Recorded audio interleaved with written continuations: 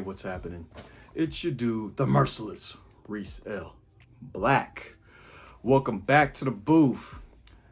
I wanted to discuss something that actually been on my mind for a very, very long time. One of the things I wanted to talk about is a video that I ran into. I ran into a video of a rapper. I believe she's out here from the Bay Area too, I can't remember. But she was talking about being pretty. Or being pretty in hip hop. And it's funny because, you know, Sweetie, if you guys know her, she's actually another, Bay Area rapper and everything. She has the style of music that she likes to call pretty girl music. And the thing is this, there's a lot of videos out there about women who have pretty problems. Which means that, you know, they get to the point where a lot of men don't step to them and stuff like that because they're too pretty, intimidated by beauty. There's a fear of rejection because they don't want to be rejected by pretty girls. It's funny because me personally, I think you're supposed to be, you're supposed to be rejected by pretty girls. You shouldn't be going after women that you don't deem attractive. But, to each his own. But I always wondered, how come we don't ever have men speak like that? How come I don't know if there are handsome problems. I mean, there's a few videos out there, where men are talking about how like handsome men usually have the hardest time grabbing women because there's always a whole bunch of assumptions about us and everything, right? So I kind of want to speak on that. I kind of want to speak on why so-called handsome men should talk about their problems without being destroyed by the masses. Because if you have self-respect and you find yourself to be good looking, why not talk about it? Why does this man always got to be considered conceited or something like that if he knows that he works out, he grooms himself pretty nice, he calls himself handsome, maybe his character is dope? Why is it always a turnoff if a man considers himself good looking or handsome, right? Because we have women out there who talk about they the baddest bitches and all of this other stuff. There's a whole culture of the bad bitch. So how come we don't have a culture of handsome men speaking on being handsome or having handsome men problems? All right, I'm back. Your boy had to go freshen up a bit, had to tighten the beard and shave the head, just to only make a point because of this topic right here, all right? So now, I have been told that I was handsome, good looking, XYZ, from a lot of people growing up, right? Even my wife at the time and everything. But the thing is, I did not know I was good looking or handsome or any of that stuff. One day I just decided to shave my head to see how I looked with a bald head. I just decided to grow facial hair just to see how I looked with a beard. I just decided to remove the glasses and throw on some eye contacts to see if anything, would be slightly different about me. And of course, I changed my gear. I started wearing clothes that fit and everything, started wearing colognes and stuff like that. And then started hitting the gym harder than I normally did, staying in shape. And to tell you the truth, I felt good about myself, so even though I got, I was turning heads, yeah, I admit, but I felt good about me, right? Now, the thing is this, let's go back to the whole pretty situation. Now, like I said before, Sweetie actually has a genre of she calls her music pretty bitch music. Now, the thing is this, when we get to this handsome area, a lot of men are, going to continue to be criticized for saying like, hey, I feel like I'm a good looking man. Like we say that. We don't say handsome, we don't say fine. These are just things that men don't do. And half the time, we don't even really have to say anything. Sometimes it's just how we carry ourselves. We just know we look good because we feel good. But what ends up happening is we pretty much have the detractors out there. Let's go ahead and take a look back at how Kevin Samuels presented himself. And in the very beginning, since his inception, when I first followed him, he was into image, colognes, things of that nature, right? But as time went on later, when he came over into the realm of dating or relationships, you noticed that he pretty much was in a suit every week. Not a hair out of place, right? Shade game was like, on point. You couldn't you couldn't knock the man's frame game, right? And a lot of women deemed him handsome, regardless of what y'all wanted to say about his sexuality, because last time I recall, he passed away next to a woman, but we're gonna leave that alone. Rest in peace, right? But the way he carried himself as far as grooming, as far as style, you cannot say that the man wasn't even on point, right? So my thing is this, going back into the whole handsome thing. Can men really talk about handsome problems? And if they cannot, then why not? Now, in this area, we pretty much have a lot of people that will say looks don't matter. Shout out to Mr. Lucario. He wrote a book on it because really it's about your mouthpiece, aka game. How you present yourself is basically what's going to allow you to pull certain women, or it doesn't even have to have anything to do with dating. It could just be as far as just networking and just showing a good impression on people, right?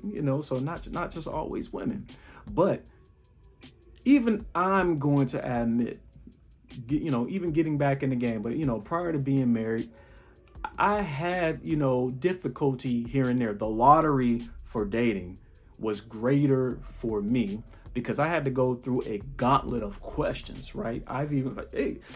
When I used to live in Houston, even I was like, somebody that's, this girl assumed I was gay. She was like, wait a minute, you're tall, dark, and handsome, and you ain't got no kids? Are you gay? So at first, being responsible wasn't on her mind.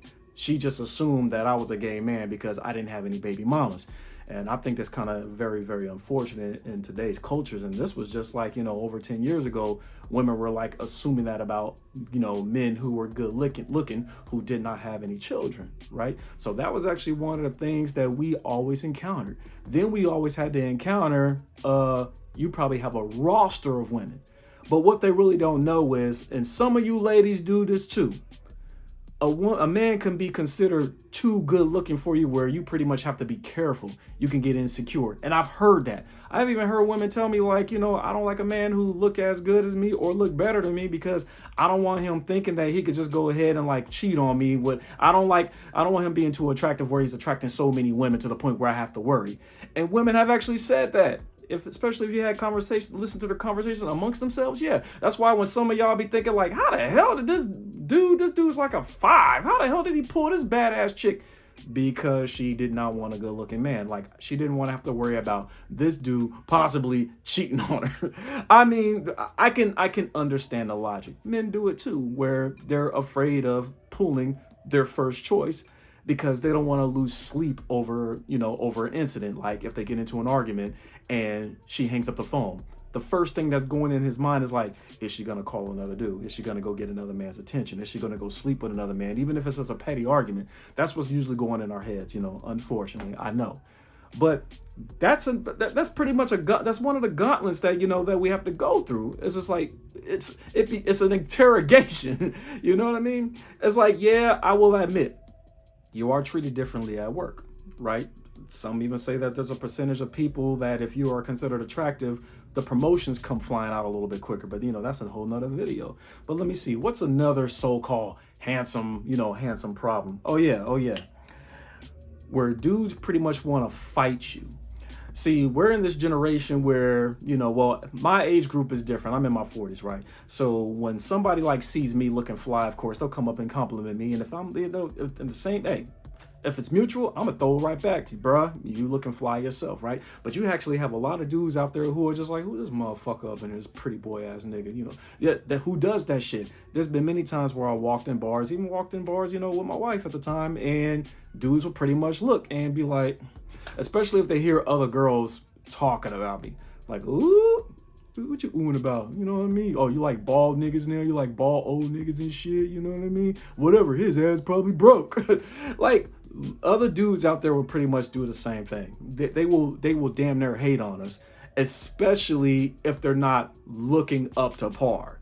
Like, there's dudes out there who are comfortable just being natural, not even trimming up the beard. They got the little patches and stuff like that. Some dudes just feel great about themselves. And know what? There's some dudes out there that actually grab just being themselves, being natural. They don't go get lined up. Sometimes the mouthpiece could just be so crisp where the women are just like, okay, hey, let's kick it or whatever. But I know what you guys are thinking.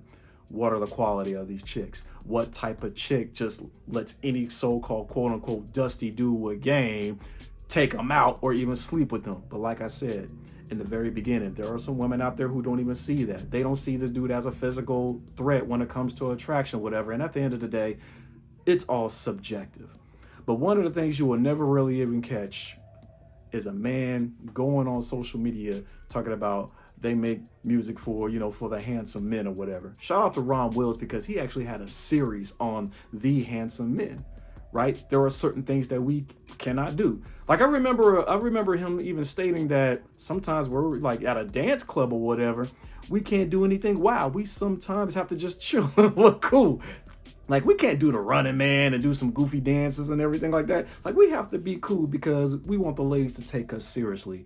And it's kind of jacked up because when we do have conversations with women, it's a whole different type of conversation. We either we're probably even getting criticized and ridiculed and profiled before we get to the part where they actually understand that we're genuine. Like we're just normal dudes. We have problems and everything. Some of us get behind on bills and things like that. You know what I mean? They always assume that we always have women who like was just down to pay for shit for us. You know what I mean? Like, don't worry, I'll pay for your rent. Don't worry about it. I'll pay your car insurance. It's weird because this stuff that the dusty dudes get, I have never ever experienced in life. I have never had a woman who was willing to pay for anything for me large. The only thing that I ever had was being flued out. That's right. My ex years ago, flew me out to Houston to see her, whatever. But that's just a kind gesture because of course I flew her back to Cali and we kicked it, right? But I never had a woman, a super attractive woman, even at that,